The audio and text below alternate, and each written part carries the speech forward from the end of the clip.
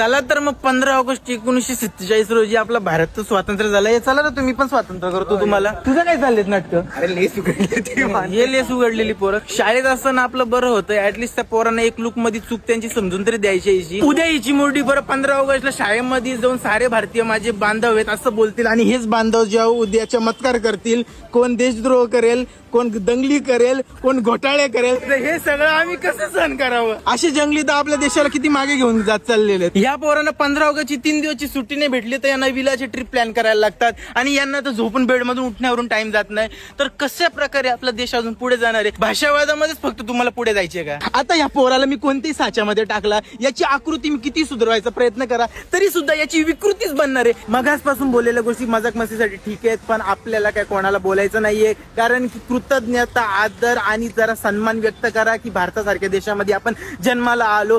Doctor Babasaheb आंबेडकरांसारख्या माणसाने आपल्या देशाचं संविधान लिहिलं. छत्रपती शिवाजी महाराजांसारखे थोर व्यक्तिमत्व आपल्या देशामध्ये जन्माला आले. चंद्रबोस. हा शांत राहा. मला काय रीलवाला तुम्हाला ज्ञान द्यायचं नाहीये की आपला देश महान, तुम्ही झेंडा इथे लावून फिरताना दुसऱ्या दिवशी तो इथे टाकून देता, ते सगळं मला काय बोलायचं नाहीये. ना मला भाषावाद, ना घोटाळे, ना देशामध्ये तुमचे काही ईव्हीएमचं तुम्ही बोलताय ते पण बोलायचं नाहीये. तुम्ही समजूतदार आहात, तुम्ही शिकलेले आहात.